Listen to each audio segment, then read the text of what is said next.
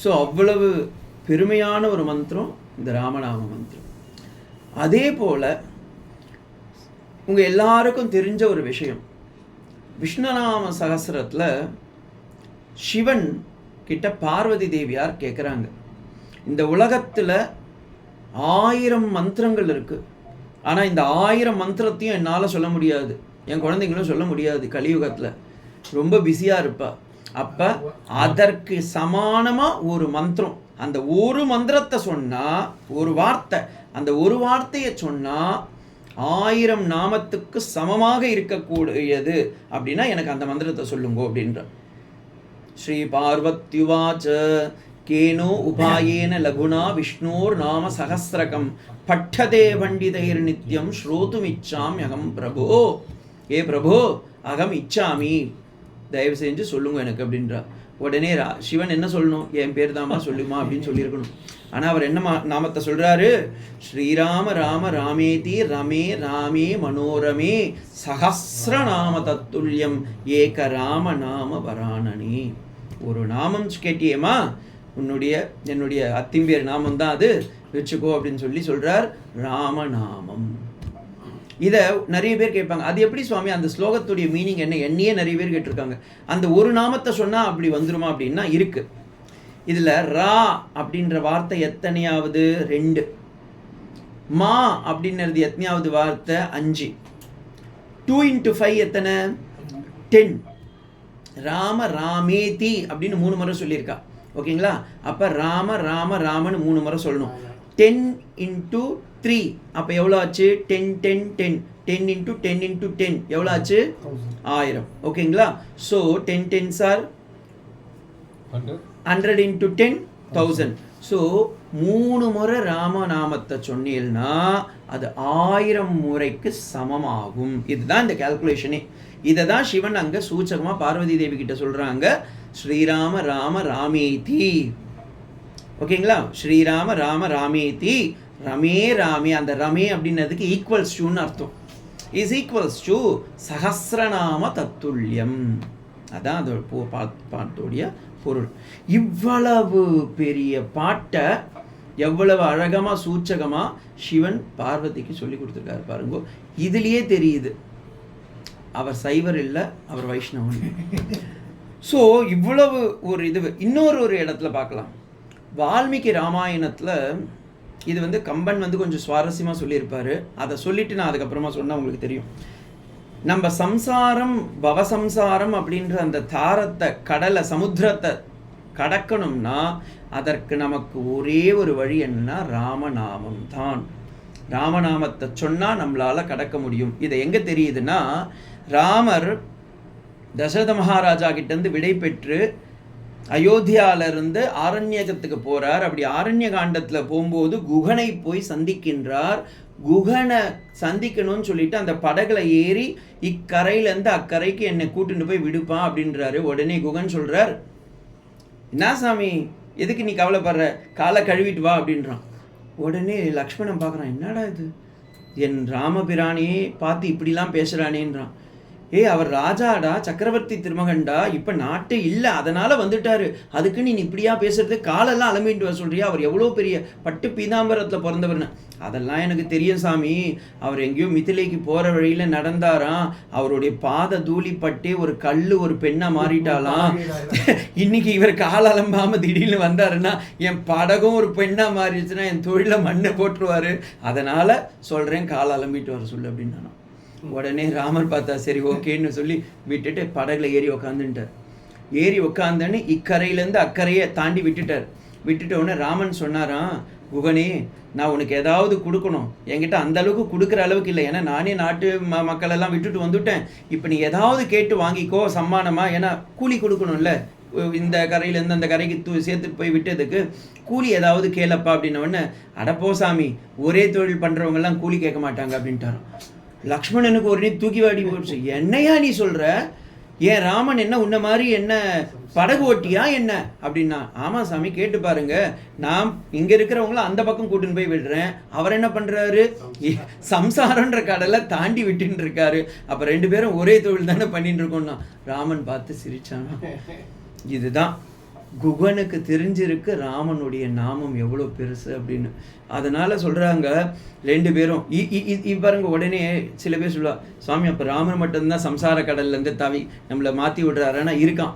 இன்னொருத்தன் இருக்கான் கண்ணபிரான், கருப்பனும் அதே வேலையை தான் செய்கிறான். அவன் கொஞ்சம் எக்ஸ்ட்ராடினரியாக பண்ணுறான். படகுல இருந்து நம்மளை கூட்டின்னு மட்டும் விட மாட்டான். நம்ம படகு அந்த சம்சார கடலில் தத்தளிக்கிறோம். அவர் என்ன பண்ணுறாரு, கைவர்த்தக கேசவ. இதை மதுசூதன சரஸ்வதி சொல்கிறார். எங்கே பீஷ்ம துரோண தடா ஜெயத்ரதலா காந்தார நீலோத்பலா சல்ய கிராகவதி கிருபேண வகனி கர்ணேன வேலாகுலா அஸ்வத்தாம விகர்ண கோர மகரா துரியோதனா வர்த்தினி ஸ்ரோத்ரீனா கலு பாண்டவை ரணததி கைவர்த்தக கேசவ. கையை கொடுக்குறான், வாடா நீ தத்தளிக்கிறியே, உனக்கு நீச்சலும் தெரியலையே, வா கையை பிடிச்சி உன்னை படகுல ஏற்றி உன்னை கரையை சேர்க்கிறேன் அப்படின்றான். ஸோ அவர் கொஞ்சம் எக்ஸ்ட்ராடினரி. கிருஷ்ணர் எப்போவுமே சூப்பர்மேன், ராமன் ஆர்டினரி மேன், மாயா மானுஷ ரூபம். ஸோ அவர் அந்த மாதிரி பண்ணிட்டார்.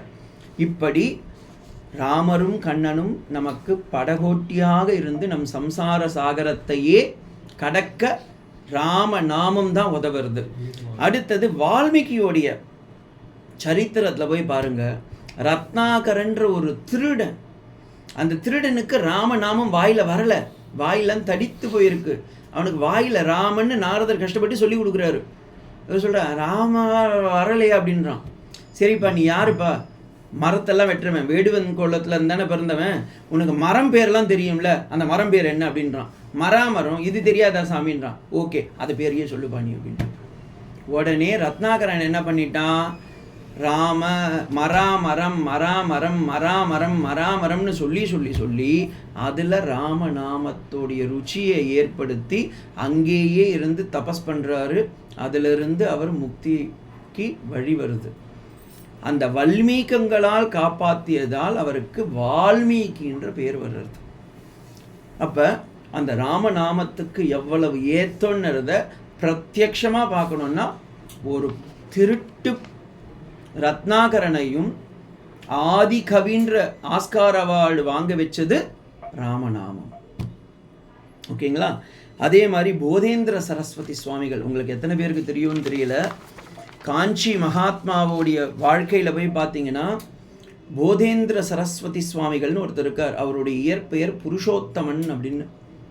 16வது 17வது நூற்றாண்டில் வாழ்ந்த ஒரு பெரிய மகோன்னதர்.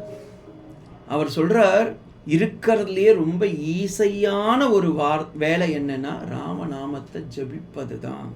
ஏன்னா ராமநாமத்தை ஜபிக்கிறதுக்கு எந்த விதமான ஒரு பிரயத்தனமும் கிடையாது. இப்போ ஓம்காரத்தை நான் நமஸ்காரம் பிரயத்தனம் பண்ணணும் ஜபிக்கணும் அப்படின்னா ஓம்காரம் is not meant for everybody. ஓம்காரம் இஸ் மென்ட் பிரணவாகாரம்ன்றது பிரணவ ஜபம்ன்றது ஒன்லி ஃபார் சன்னியாசிங்களுக்கு. அஷ்டாட்சரமோ துவயமோ சரமஸ்லோகமோன்னு சொன்னீங்கன்னா அது எல்லாமே ஒன்லி விசிஷ்டாத்வைதத்துக்கு தான். பஞ்சாட்சரம் அப்படின்றது சைவங்களுக்கு மட்டும்தான். அதே மாதிரி ஒவ்வொரு இதுலேயும் போய் பார்த்தீங்கன்னா மகாசோடசி மந்திரெல்லாம் பார்த்தீங்கன்னா ஸ்ரீவித்யா உபாசகருங்க மட்டும்தான் ஜபிக்கணும்னு இருக்குது.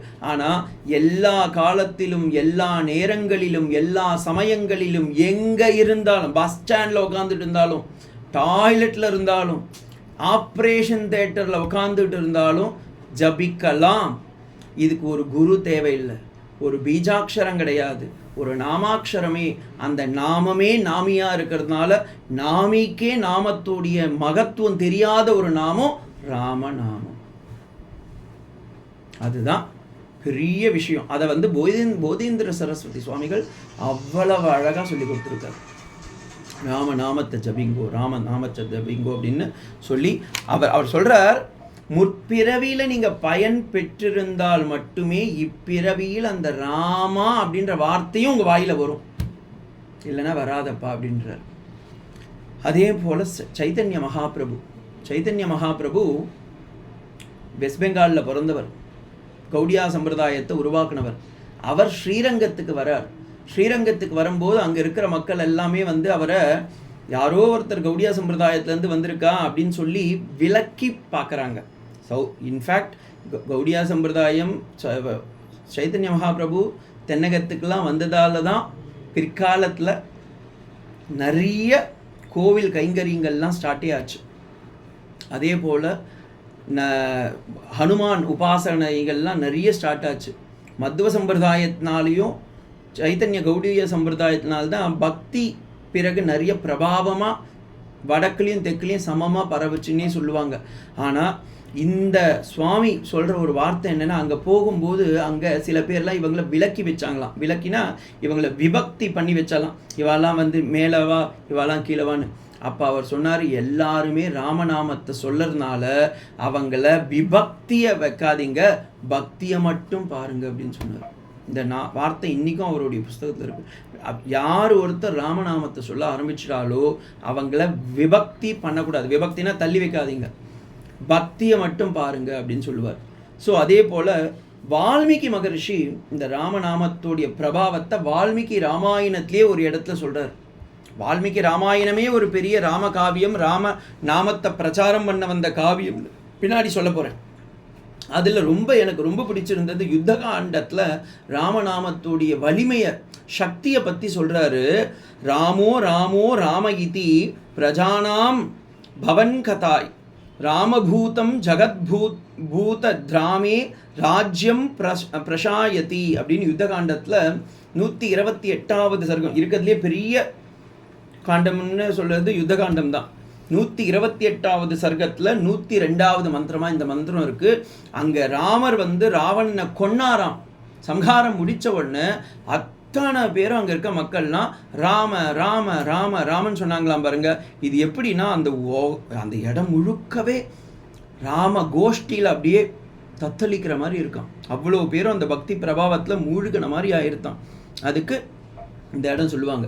அதே போல் ராமநாமத்துடைய பிரபாவத்தை நம்ம சொன்னால் பத்தாது, எதிரி சொல்லணும். அதுக்கு வால்மீகி மகரிஷி ஒரு இடத்த கையாளுறாரு.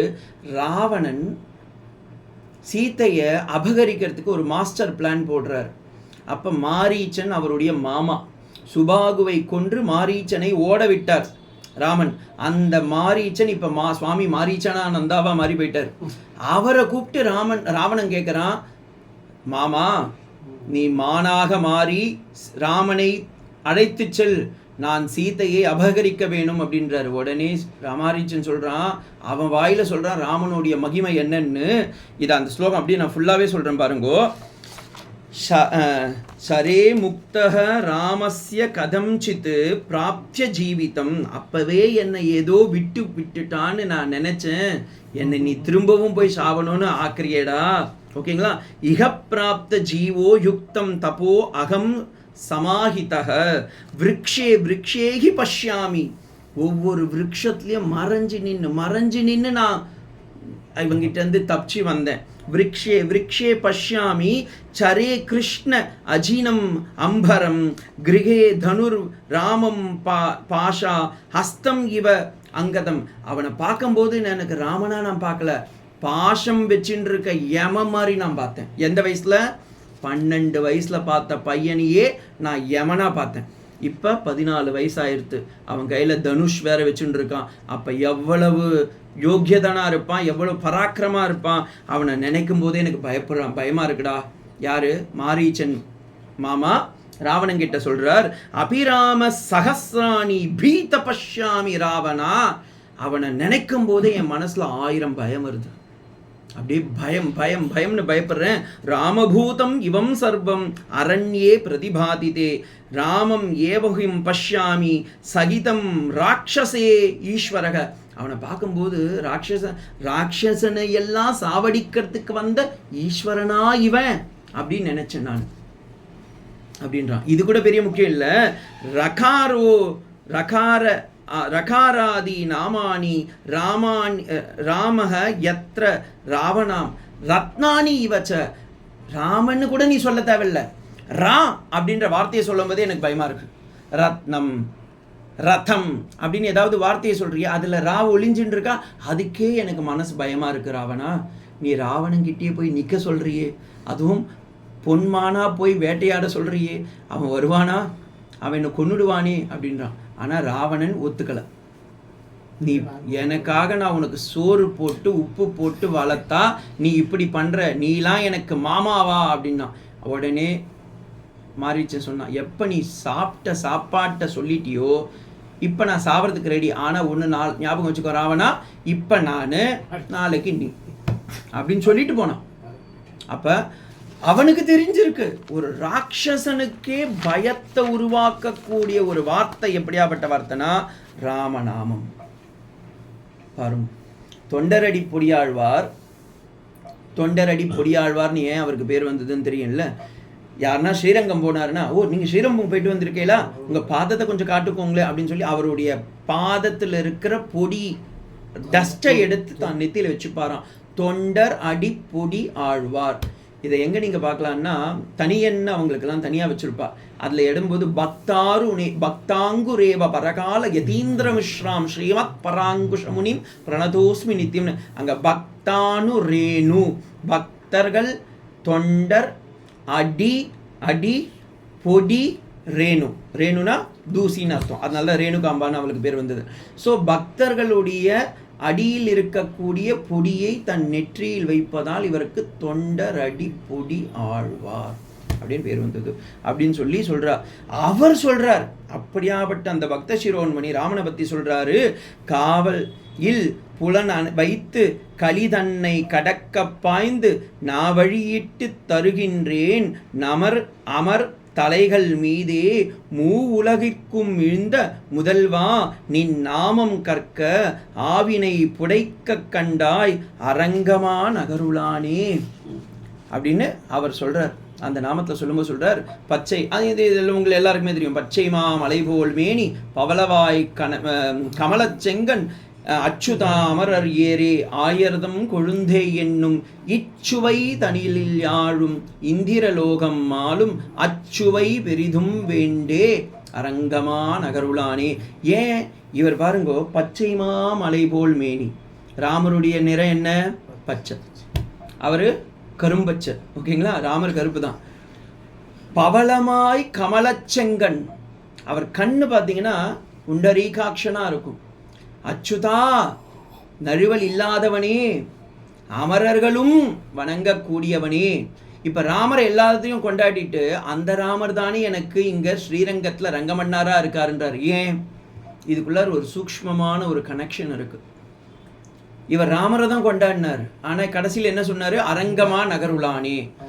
ராமர் இப்போ நீங்கள் இன்னைக்கு பார்க்குறீங்களே ஸ்ரீரங்கம்னு, அந்த ரங்கமன்னாரை கொடுத்தது யாரு? ராமர் தானே. அந்த ரங்கமன்னார் தான் ராமனுடைய குலதேவத்தை. அந்த சால கிராமம் தான் விபீஷணன் எடுத்துட்டு வந்து இங்கே ரங்கத்தில் வைக்கிறாரு. அவர் தான் ஸ்ரீரங்கத்தில் அப்புறமா பிரதிஷ்டையாகி அவர் இங்கிருந்து தென்திசை இலங்கை நோக்கி பார்த்து நமக்காக அருள் பாலிக்கின்றார்.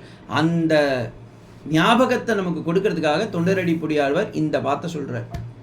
இதே போல இந்த ராமநாமத்துடைய மகிமையை பற்றி இன்னொரு இடத்துல சொல்லணும்னா, இன்னைக்கு இருக்கிற கரண்ட் சினாரியோவில் மனுஸ்மிருதி. உடனே சுவாமி என்ன சுவாமி அப்படின்றாரு.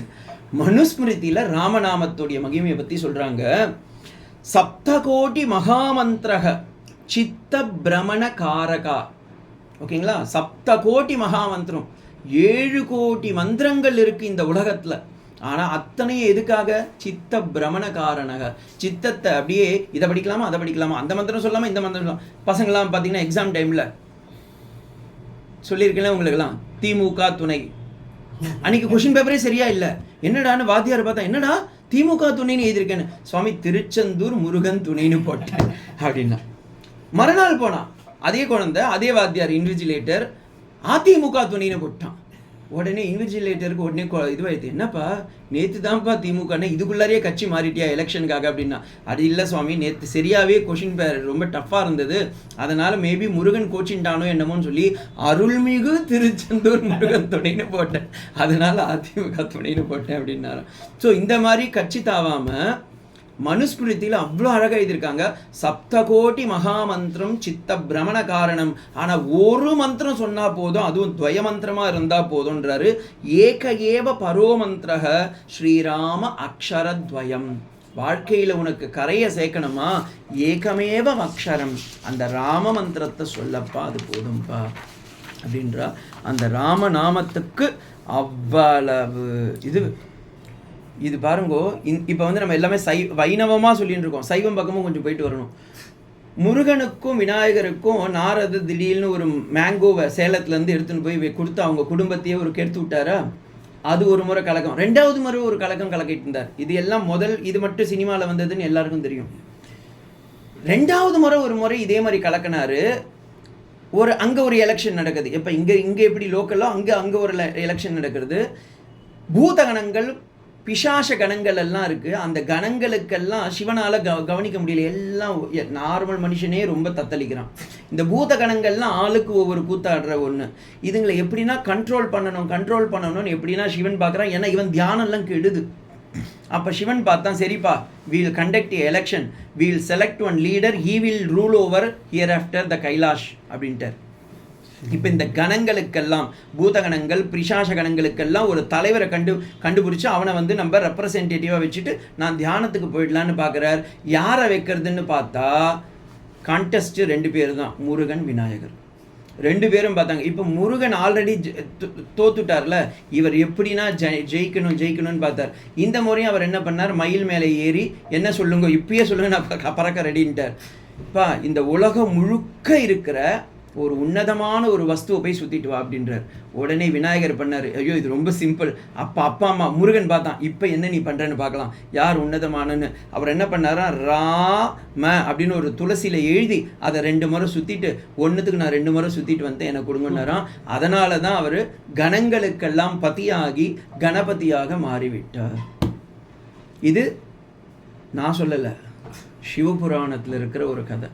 ஸோ அப்படி கணங்களுக்கே பதியானவர் அந்த எலெக்ஷன் கான்டெக்ஸ்டில் ஜெயிக்கிறதுக்கு காரணம் ராமநாமம். ஓகேங்களா? அடுத்தது இந்த ராமநாமத்துடைய பெருமை எங்கெங்கெல்லாம் சொல்லியிருக்கா அப்படின்னா, தசரதன் குழந்தையின்றி இருக்கின்றான், அவனுக்கு இந்த ராமன் பிறந்தான், அதனால் அவன் குலமே உயர்ந்தது. அப்போ ராமன் இந்த தசரதனுடைய குலம் இக்ஷ்வாகு குலம் உயர்ந்ததற்கு காரணம் ராமநாமம். பரதன் எவ்வளவு யாருமே செய்யாத தப்பெல்லாம் அவன் ஏற்றுன்ட்டான். மீன்ஸ் மற்றவா செஞ்ச தப்பெல்லாம் அவன் ஏற்றுன்ட்டான். ஆனால் அத்தனை பாரத்தையும் அவன் தாங்கிட்டு இருக்கும்போது ராமன் கொடுத்த ஒரே நாமம் ராமநாமம். உடனே அதை கொடுத்தான், இந்தாப்பா நீ போ உட்காரு சித்திரக்கூட்டத்தில், அங்கே உட்காந்துட்டு நீ இதை சேன் பண்ணுன்னு சொன்னான். நந்தி கிராமத்திலே இருந்து அந்த ராமநாமத்தையே இது பண்ணிட்டு இருந்தான். அதனால தான் ராமர் சொல்கிறாரு பிரதிஜ்னியோட, 14வது வருஷம் நான் உன்னை பரதா காப்பாற்றுவேன், இல்லைன்னா நான் நெருப்பில் முழுகிடுவேன், நான் கவலைப்படாத, நான் வரலனாலும் என் நாமம் வரும் உனக்கு அப்படின்றான். அதே போல் லக்ஷ்மணனுக்கு கைங்கரியம் என்னும் ஐஸ்வர்யத்தை கொடுத்தது ராமநாமம். ஒவ்வொரு க்ஷணமும் பார்த்தீங்கன்னா லக்ஷ்மண சுவாமி கைங்கரிய பிரியனாக இருக்கிறதுக்கு காரணம் ராமநாமத்தை ஜபிச்சுக்கிட்டே இருந்தார். சீத்தை அசோகவனத்தில் உட்காந்துட்டு இருக்காங்க, டைம் பாஸ் பண்ணதுக்கு வாட்ஸ்அப்போ ட்விட்டரோ ஃபேஸ்புக்கோ இல்லை, ஆனால் என்ன பண்ணிட்டு இருந்தாங்க, ராமநாமத்தை ஜபித்துக்கிட்டே இருந்தாங்க. அந்த ராமநாமத்தை ஜபிட்டு இருந்ததுனால தான் ஹனுமான் காப்பாற்றுறார். அதே போல் ஹனுமனுக்கே இது யார் சீதா எங்கே இருக்கான்னு தெரியலன்னு சொல்லி கஷ்டப்பட்டு இருக்கும்போது ராமர் வணங்குறார், ராமநாமத்தை சொல்கிறார். அப்போ ராமநாமத்துக்குத்தான் அங்கே ஏற்றம். ராமனுக்கே தெரியாது ராமநாமத்துடைய ஏற்றம் எங்கன்னு பார்க்கலாம். அவருக்கே தெரியாத ஒரு இடம் ஒன்று வருது, இலங்கைக்கு நான் போய் சேரணும். அவரோ இந்த தனுஷ்கோட்டியில் இதில் இருக்கார், ராமேஸ்வரத்தில் இருக்கார். ராமேஸ்வரத்துலேருந்து நான் இலங்கைக்கு போகணும், எப்படி போகிறதுன்னு தெரியல.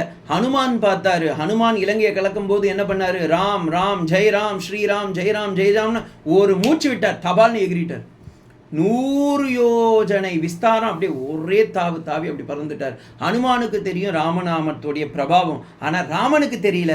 ராமன் நினைக்கிறார் என்ன பண்ணலாம், ஏதாவது பெரிய பிரிட்ஜு கன்ஸ்ட்ரக்ஷன் பண்ணலாமா, சென்ட்ரல் கவர்மெண்ட்லேருந்து ஃபண்டு வாங்கலாமா, இல்லை எப்படி நம்ம இதுங்களுக்கெல்லாம் இன்ஜினியரை கூப்பிடலாம், எவ்வளோ கொட்டேஷன் வாங்கலான்னு நினச்சிட்டு இருக்கும்போது ஹனுமான் போய் மற்ற குரங்கு கிட்டலாம் சொல்கிறான், இதுக்கு எதுக்கு நீ கவலைப்படுறவா, எல்லா குரங்குங்களும் வாங்க, எல்லாம் ஒவ்வொரு கல்லை பிடிங்க, ராமான்னு எழுதுங்க தூக்கி போடுங்க அப்படின்னா. அப்படியே மிதக்குது. ராமனே பார்க்குறான், மிதக்குதா, எப்படி மிதக்குது, போய் பார்த்தா ராமநாமம் எழுதியிருக்கு. அப்போ ராமனுக்கே தெரியாதது ராமநாமத்திற்கு தெரிந்தது. சீதைக்கே அருள் சுரந்தது ராமன் வரும், எதுதான் தமிழில் சொல்லுவா பாருங்க, யானை வரும் பின்னே மணி ஓசை வரும் முன்னே, அதுபோல் ராமன் வருவான் பின்னே, அவன் ராமநாமம் வரும் முன்னே. அப்போ ராமநாமத்தை சொன்னீங்கன்னா ராமனே வருவான் நம்ம கூட. அதே மாதிரி யாரெல்லாம் எப்பெல்லாம் கஷ்டப்படும் போதெல்லாம் ராமநாமத்தை ஜபிக்கணும் அப்படின்னு புரந்தரதாசர் சொல்கிறார்.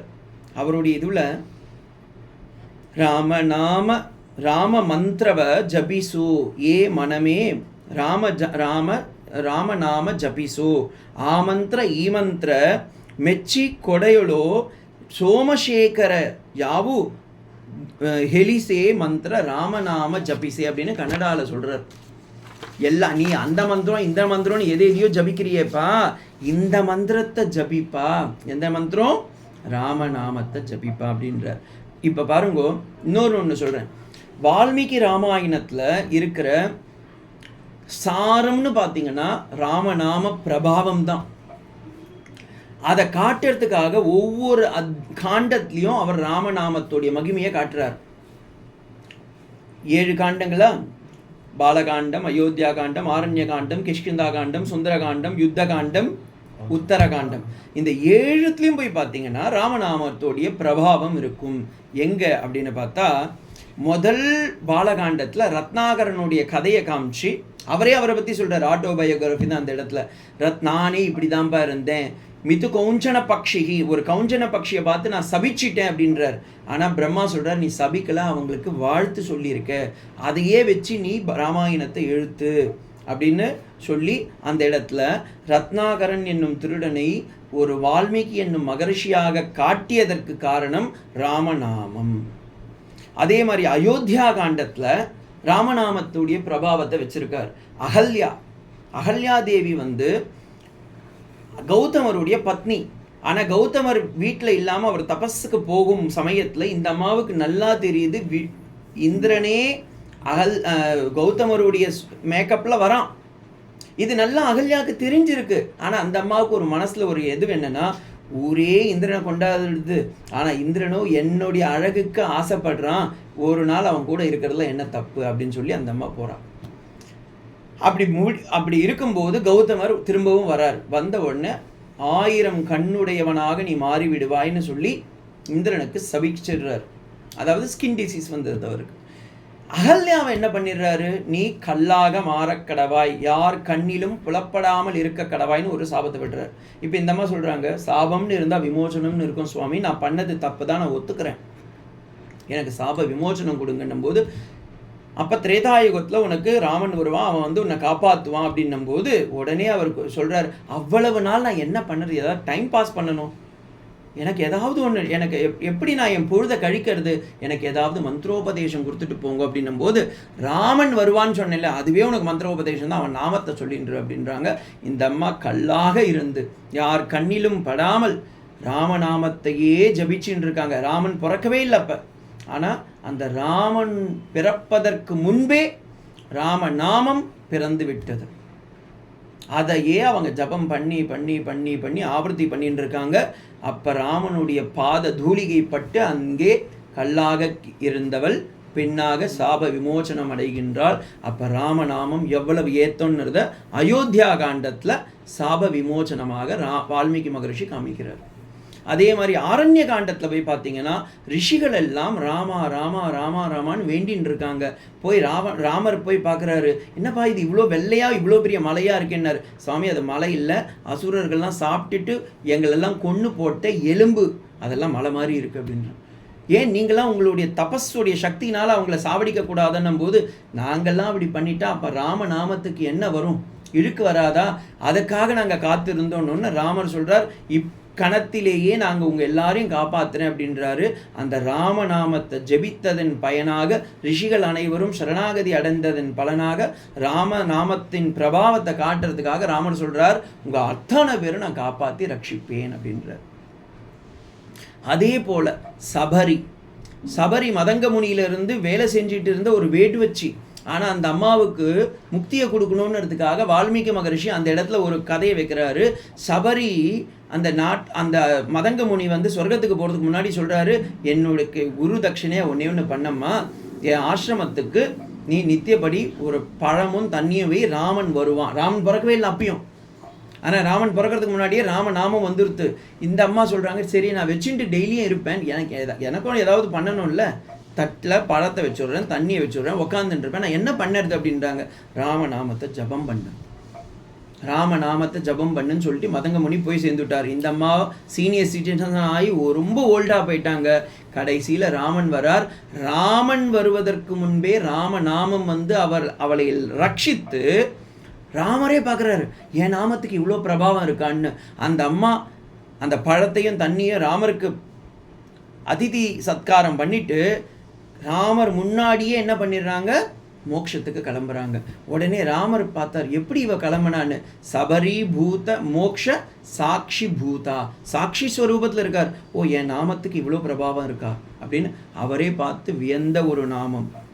கிஷ்கிந்தா காண்டத்தில் போய் பார்த்தீங்கன்னா வாலி ராமநாமத்தை சொல்லலை, சுக்ரீவன் ராமநாமத்தை சொன்னான். எங்கே சொன்னான்? ஐயோ ஹனுமான் போய் சொல்கிறான், அப்பா இவங்க யாரும் வாலி அனுப்பிச்ச ஆள் இல்லை, இவங்க 2 பேரும் அயோத்தியாவிலேருந்து வர இளவரசர்களாம் அப்படின்னு உடனே சுக்ரீவன் சொல்கிறான், ராமா என்னையும் காப்பாற்று அப்படின்னு சொல்லி காலில் விழுறான். அந்த ராமான்னு ஒரு முறை கூப்பிட்டதுக்காக உடனே சுக்ரீவன் கிட்ட ராமர் சொல்கிறார், உனக்கு கிஷ்கிந்தையில் அரசவையை திரும்பவும் மீட்டு கொடுக்குறேன், உன் ருமா மனைவியும் திரும்பவும் மீட்டு கொடுக்குறேன்னு பிரதிஜை கொடுக்குறார். அப்போ சுக்ரீவனை காத்தது அந்த ராமநாமம். அதே மாதிரி சுந்தரகாண்டத்தில் போய் பார்த்தீங்கன்னா சீதா அம்மா இல்லை இனிமே ராமர் வரமாட்டார் போல இருக்கு அப்படின்னு ஒரு சந்தேகத்தில், ஓ மேபி இன்னைக்கு சீதா நாளைக்கு கீதான்னு நினச்சிட்டு அவர் ராமர் எங்கேயோ கிளம்பிட்டார் போல இருக்கு, இனிமே வரமாட்டார், ஏன்னா ராவணனும் என்னை அடையணும்னு ஆசைப்படுறான் அப்படின்ற எண்ணத்தில் தன்னைத்தானே மாழ்த்திக்க வேண்டும்ன்றதுக்காக தன் கூந்தலையே சிம்சுபா விருட்சத்தில் கட்டி உயிர் பிராணத்தியாகம் பண்ணலான்னும் போது அந்த பிராணனை காத்து ரட்சித்தது எதுனா ராமநாமம். ஏன்னா ஹனுமான் அங்கேருந்து மேலே பார்க்குறாரு, யாரோ ஒரு அம்மா கொலை செஞ்சுக்க போகிறா, இப்போ இந்த அம்மாவை எப்படின்னா நான் காப்பாற்றணுமா, நீங்கள் கொலை பண்ணிக்காதீங்கன்னு சொன்னீங்கன்னா அப்போ தான் கொலை பண்ணிப்பா. அப்போ எப்படின்னா இவங்களை காப்பாற்றணும், இவங்க மனசுக்கு முதல்ல ஒரு ஆஸ்வாசம் பண்ணணும். என்ன ஒரே நாமத்தை சொல்ல முடியும்? ராமநாமத்தை தான் சொல்ல முடியும். உடனே மிதிலாபுரியுடைய இதுலேருந்து தசரத மகாராஜாவுடைய சக்கரவர்த்தியோடைய கதையெல்லாம் எடுத்து அதில் ராமன் ஒருத்தன் பிறந்தானா அப்படின்னு சொல்லி அந்த கதையை சொல்கிறாங்க. உடனே இந்த அம்மா அப்படியே சாந்தமாக அடையிறாங்க. யாருப்பா நீன்னு கேட்குறாங்க. அந்த ராம கதையை சொன்னனே, அந்த ராமனுடைய தூதன், என் பெயர் ஹனுமான் அப்படின்னு சொல்லி கணையாழியை கொடுக்குறாங்க. அந்த கணையாழியில் பார்த்தீங்கன்னா ராமா அப்படின்னு எழுதியிருக்கு. அப்போ ராமநாமம் எவ்வளவு உயர்ந்தது. இதை சுந்தரகாண்டத்தில் காமிக்கிறார் வால்மீகி மகர்ஷி. அதே போல் இந்த ராமநாமத்துடைய பிரபாவத்தை காமிக்கணுன்றதுக்காக காகாசுரனுடைய விருத்தாந்தத்தை அயோத்தியாவில் நடந்ததை ஃப்ளாஷ்பேக் போட்டு சுந்தரகாண்டத்தில் காமிக்கிறார். காரணம் ராமநாமத்துடைய பிரபாவத்தை காமிக்கணும் அப்படின்னுறது. அதே மாதிரி யுத்த காண்டம் எல்லாருக்குமே தெரிஞ்சது. விபீஷணன் நேராக போகிறான், அண்ணன் என்னை துரத்திட்டான் அப்படின்னு சொல்லிட்டு லங்கையிலேருந்து நேராக வந்து ராமேஸ்வரத்தில் ராமன் கிட்ட சரணாகதி அடையணும், கையை மேலே தூக்கின்றார். நேராக போய் சுக்ரீவனையும் லக்ஷ்மணனையும் போய் பார்த்து சொல்கிறார், எனக்கு ராமனுடைய பாதம் வேணும்னு கேட்குறான். எனக்கு லங்கா வேணும்னு கேட்கல, எனக்கு அபயம் கூடுன்னு கேட்கல, என்னை வந்து காத்து ரட்சி, என் அண்ணன் என்னை அடிக்கிறான் கொலை பண்ண போகிறான் அப்படின்னு கேட்கல. ராமர் நாமம் வேணும்னு கேட்டு ராமநாமத்தை சொல்லி அவன் காலில் விழுறான். உடனே ராமர் சொல்கிறார், உன்னை திரும்பவும் சொல்கிறார் லங்காபதிக்கு அதிபதியாக மாத்துறேன். பாருங்கோ, அப்போ என்ன சொல்லிட்டான். ஏன்னா அந்த நாமத்துக்குன்னு ஒரு பிரபாவம் இருக்குல்ல. இவன் கேட்கல, ஆனால் நீ நாமத்தை சொன்னதுக்காகவே நான் கொடுப்பேன்னு அவன் கொடுக்குறான் பகவான். அதுதான் ராமநாமத்துடைய வைபவமே. உத்தரகாண்டத்தில் ராமநாம பிரபாவத்தை காமிக்கணும். வால்மீகி மகரிஷி பார்த்தாரு, எப்படின்னா இந்த இடத்துல ஒரு ஜங்ஷன் போட்டு ஒரு இதுவை போட்டு ராமநாமத்துடைய பிரபாவத்தை காமிக்கணுமேனு பார்த்தாரு. இப்போ சீதா ஜீவாத்மா, பரமாத்மா ராமன், இவங்க 2 பேரும் பிரிஞ்சு இருக்கிறாங்க. ஏன்னா சீதா அம்மா வால்மீகி மகரிஷியுடைய ஆசிரமத்தில் இருக்காங்க, ராமரோ அயோத்தியாவில் சக்கரவர்த்தியாக இருக்காங்க. இவங்க 2 பேரும் பிரிஞ்சு இருக்காங்க. இவங்களுடைய குழந்தைகள் லவா குஷலா இருக்காங்க. இவங்களை கொண்டு ராமநாமத்தை பிரச்சாரம் செய்து அதன் மூலமாக ஜீவாத்மா பரமாத்மாவுடைய ஐக்கியத்தை உருவாக்கணுன்றதுக்காக வால்மீகி மகரிஷி பார்த்தாரு, லவா குஷலைக்கு ராம நாமத்தை சொல்லி கொடுக்குறாரு. அந்த நாமத்தோடு சேர்ந்த ராமச்சரித்திரத்தை அந்த குழந்தைங்க ராமர் முன்னாடியே சொல்லும்போது ராமர் மெய்யுருகி கேட்குறாராம், உங்களுக்கு ஏதாவது ஒரு வரம் கொடுக்கணும்னு நினைக்கிறேன்ப்பா, நீங்கள் என்ன வரம் வேணும்னு கேளுங்க அப்படின்றாரு. உடனே அந்த குழந்தைங்க சொல்லுறது, நீங்கள் ராமர் சக்கரவர்த்தின்னதெல்லாம் நான் கேள்விப்பட்டிருக்கேன், உங்களுடைய ராமநாமத்தை நான் எவ்வளோ சொல்லியிருக்கேன், எனக்கு சீதாமாவை பார்க்கணும் அப்படின்னு ஆசை இருக்குது, உங்களையும் சீதாமாவை சேர்ந்து பார்க்கணும், எனக்கு அதுக்கு ஒரு வழி காமிங்க அப்படின்னு ராமர் கண்ணிலேருந்து அப்படியே தாரையாக வருதான். ஏன்னா நானே சீதாவை விலகி இருக்கிறேன், அவள் எங்கே இருக்கா எப்படி இருக்கான்னே தெரியலையே அப்படின்னும் போது இந்த குழந்தைங்க என்ன போனதுங்க இன்னும் வரலையேன்னு சொல்லி சீதாமாங்க வராங்க. அப்போ உடனே சீதாவை ராமர் பார்த்தா கண்டேன் சீதையன் திரும்ப போய் அணைக்கிறார். அங்கே ஜீவாத்மாவையும் பரமாத்மாவையும் ஐக்கியப்படுத்தினது அந்த ராமநாமம். இதை உத்தரகாண்டத்தில் வச்சு வால்மீகி மகரிஷி சந்தோஷப்பட்டாராம். அப்பா இங்கேயே ராமநாமத்தை நான் சொல்லிட்டேன்டா சாமி அப்படின்னு சொல்லி சந்தோஷப்படுறார். இப்படி ஒவ்வொரு க்ஷணத்துலையும் போய் பார்த்தீங்கன்னா ராமநாமத்தை பிரபாவம். வாலி வதையில் ராமநாமத்தை வைக்கிறாருங்க வால்மீகி மகரிஷி. வாலி எல்லாரும் யாராலையும் என்னை அழிக்க முடியாது, ஏன்னா அந்த மாலையை போட்டுன்னு இருக்கேன், யார் வந்தாலும் அவங்களுடைய சக்தி எனக்கு வந்துடும் அப்படின்ற கர்வத்தில் இருக்கான். அப்போ திடீர்னு சுக்ரீவன் கூட சண்டை போட்டுன்னு இருக்கும்போது ஒரு அம்பு வந்து நேராக அவன் இதயத்தை நோக்கி ஒரு பாயுது. யார் என்னை இப்படி சாவடிச்சான், எனக்கு ஒரு எதிரி இருக்கானா, யார் இருப்பான், ஏன்னா ராவணனே என்னை பார்த்து பயந்தான், இந்த அம்பு யார் அம்புன்னு முதல்ல பார்க்கணும்னு சொல்லி பிடுங்குறான். அப்படி பிடுங்கும்போது அந்த அம்பில், ஏன்னா ராமருடைய அம்பெல்லாம் கஸ்டமைஸ்டு, அதில் பார்த்தீங்கன்னா ராம அப்படின்ற தாரகம் எழுதியிருக்கு. ஆஹா இந்த நாமத்துக்கு நான் முக்தி அடையணும் அப்படின்னு அவனே சொல்கிறான். அப்பா இந்த அம்பை நான் ஏற்றுக்கிறேன்னு திரும்ப எடுத்து குத்திக்கிறான். அதுதான் ராமநாமம். அதை வந்து கம்பநாட்டாழ்வார் சொல்லும்போது சொல்கிறார், மும்மை சேர் உலகுக்கெல்லாம் மூலமந்திரம் முற்றும் தம்மையே தமக்கு நல்கும் தனி பெரும் பதம் தானே இமையே எழும் நோய்க்கும் மருந்தினை ராமன் என்னும் செம்மை சேர் நாமத்தை தன் கண்களில் தெரிய காணான். அவன் பார்த்தானா, ஆஹா இந்த 3 உலகத்திற்கும் நாம் உய்ய வேண்டும் என்றால் இந்த மூலமந்திரமான ராம மந்திரத்தை சொல்லணும். நம்ம சொல்ல மறந்துடுவோன்றதுக்காக பகவான் என்ன பண்ணிட்டான், அம்பளை எழுதி வச்சுட்டான். ஏன்னா கண்ணனம்பிரானா பிறக்கும்போது என்ன சொல்லித்தான் கீதையில், எம் பாபி ஸ்மரன் பாபம் தெஜந்தெந்தே கலேவரம் தம் தமே வைத்தி கவுந்தேய சதா தத் பாவ பாவிதாக. யார் ஒருத்தர் கடைசி நேரத்தில் இருக்கிற சமயத்தில் என்னுடைய நாமத்தை சொல்கிறாங்களோ, எதை சொல்கிறாங்களோ அதை அவன் அடைவான் அப்படின்றாரு. இப்போ ராமலோகத்துக்கு நம்ம போய் சேரணும். வாலிக்கு முக்தி கொடுத்தார் ராமன். ராமன் வாலியை கொல்லலை. இதை யார் தெரிஞ்சுட்டானா, வாலி தெரிஞ்சுட்டான். உடனே பார்த்தான், ஆஹா மும்மை சேர் 3 உலகத்திற்கும் மூலமந்திரமாக இருக்கக்கூடிய அந்த ராமனே என்னை தடுத்தாட்கொள்கின்றார், நான் இதை எதிர்க்கிறேனே, எதிர்க்கக்கூடாது, ஏற்கனம்னு சொல்லி எடுத்து திரும்பவும் குத்தின்டான். ஏன்னா அப்போ தான் நான் போவோம், திரும்ப முக்தி அடைய முடியும் அப்படின்றான். ஆனால் நம்ம ஆளுங்க பாருங்க, இக்கு பிக்குங்க உக்காந்துட்டு வாலியை கொன்றது சரியா தவறான பட்டிமன்றம் நடத்தின்னு இருக்காங்க. இதுதான் நம்மளுடைய லெவல். இதை எங்கே நம்ம புரிஞ்சிக்கலான்னா, முதல்ல நான் வேதத்தில் சொன்னேன், புராணத்தில் சொன்னேன், பகவத்கீதையிலேருந்து சொன்னேன், ராமாயணத்துலேருந்து சொன்னேன், தந்திரசாரத்தில் இருக்குங்க. சாக்தர்கள் வழியப்படக்கூடிய தந்திரசாரத்தில் ராம மந்திரத்தை பற்றி இருக்கு. ஏஷ ஏவ பரோசாரக சர்வேஷாம் மந்திரத்தே சந்ததக.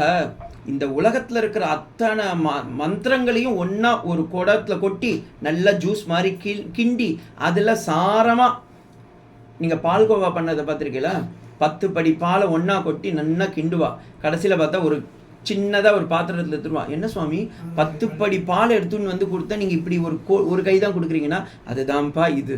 அப்படி எல்லா மந்திரங்களையும் ஒன்றா ஒரு குடத்தில் கொட்டுங்கோ, கொட்டி நல்லா கலக்குங்கோ, கலக்கிட்டு நல்லா சுண்டை காசுனீங்கன்னா 2 அக்ஷரம் தான் வெளியே வருமா. அதுதான் வேதானாம் ஹிருதயம் சௌமியம் ராமநாம சௌபந்தம். அந்த ராமநாமம்ன்ற 2 எழுத்து மட்டும் வெளியே வந்து நிற்குமா, மீதி எல்லாம் உள்ளார போயிடும். ஸோ அப்படியாப்பட்ட மந்திரம் இந்த ராமநாம மந்திரம். இந்த ராமநாமத்துடைய பிரபாவத்தை யார் உணர்ந்தார்களோ இல்லையோ, தியாகராஜ சுவாமி உணர்ந்தவர். அவர் வாழ்க்கை முழுக்க போய் பார்த்தீங்கன்னா, தியாகராஜ சுவாமிகள் திருவையாறில் இருக்கும்போது அவங்க அண்ணன் ஜப்பேசன்னு பேர், என்ன படுத்து இருக்கான் தெரியுமா. அந்த அவர் வச்சிருந்த ராமரை தூக்கி எடுத்துன்னு போய் காவேரியில் தூக்கி போட்டான். உடனே அவர் ஐயோ ராமானி காணுமேன்னு தேடுறாரு. பாருங்க, விக்கிரகம் மிதக்குமா, மிதந்து வந்துதான் இவர்கிட்ட, வந்துட்டேன்டான்னு. அப்பமா அவங்க ஜப்பேசினே சொல்கிறான், டே தஞ்சாவூர் ஜில்லாவில் எல்லா மன்னர்களும் கேட்குறாங்கடா, நீ போய் 2 கம்போசிங் பண்ணி ஒரு பாட்டை பாட்டுன்னா உனக்கு நிறைய பொக்கிஷன்லாம் வரும், நமக்கு சாப்பாட்டுக்கே இங்கே தரிகிணத்துவம் போட்டுன்னு இருக்கோம், போய் 2 பாடுன உடனே ராமனை பாடுற வாயால் மற்ற நராதிபதிகளெல்லாம் நான் பாட மாட்டேன் அப்படின்னு சொல்லிட்டார். அப்படி மற்ற யாருக்காகவும் பாடாமல் ராமனுக்காகவே பாடி வாழ்ந்தவர் தியாகராஜ சுவாமிகள். ஆனால் அந்த தியாகராஜ சுவாமிகளுக்கு வடக்குலேருந்து ஒருத்தன் வரான், வந்து சொல்கிறான், சுவாமி நான் வடக்கில் ராமரை பற்றி கோவில் போயிருந்தேன் அயோத்தியாவுக்கு, அங்கே இருக்கிறவர் ராமர் எனக்கு கனவுல வந்து சொன்னார், என்னுடைய நாமத்துடைய பிரபாவத்தை நீ தெரிஞ்சுக்கணுமா, தஞ்சாவூருக்கு போ, அங்கே தியாகராஜ பிரம்மோத்சவம்னு ஒன்று இருக்குது, அவர்கிட்ட போய் நீ கேட்டுக்கோ, அவர் என்னை பற்றி பாடுவார். நான் உடனே தியாகராஜ சுவாமிகள் பார்த்தாராம், சுவாமி என் கனவுல வரலையே, அவன் கனவுல வந்து என்னை பற்றி சொல்லிட்டு போறியே, ஏ ராமா நீ நாமம் ஏந்தி ருச்சிடா அப்படின்னு அவருக்காக பாடுறார். பாருங்க, ஒரு ராஜாக்கு பாடமாட்டேன்னு சொன்ன வாயி இங்க ஒரு கூஜா அதுக்கு பாடுறாரு. ஏன் நீ அவனுக்கு காட்சி கொடுத்தியே, எனக்கு கொடுக்க மாட்டியே அப்படின்றார்.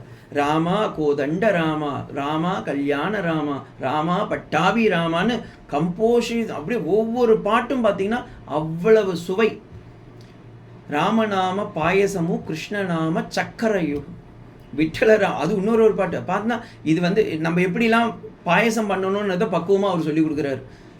இன்னைக்கு தியாகராஜ சுவாமி இருந்தாருன்னா அவர் தான் வந்து இந்த சமைப்பது எப்படின்றதுக்கு அவர் தான் கரெக்டான இதுவே. ராமம்ன்றத பாயசமா, அதில் கிருஷ்ணநாமம்ன்றது சர்க்கரையும், அதில் விட்டல நாமம்ன்றது நெய், அதை ஊற்றி கலக்கணும் எல்லாம் வரும் அமிர்தம். அதை எப்படி பக்குவமாக பண்ணணுன்றதும் அவர் தான் சொல்லி கொடுக்குறார். அது மட்டும் இல்லை, அவர் பாடுற அந்த பாட்டெல்லாம் பாருங்கோ, யாரோ இவர் யாரோ என்ன பேரோ, அந்த பாட்டு நீங்கள் பார்க்கும்போது யாரா இவன் என்னை இப்படி மயக்கி உட்கார வச்சுட்டு இருக்கான், வெளியும் போக விட மாட்டான், வீட்டில் இருக்க கஷ்டத்தையும் அனுபவிக்க விட மாட்டான், நாட்டில் போய் 4 கம்போசிங் பாட்டு பாடி ஏதாவது சம்மானம் வாங்கலான்னு பார்த்தா அதுக்கும் வழி இல்லாமல் உட்கார வச்சுட்டு இருக்கான் அப்படின்னு தனக்குள்ளாரையே புழுங்குறார்.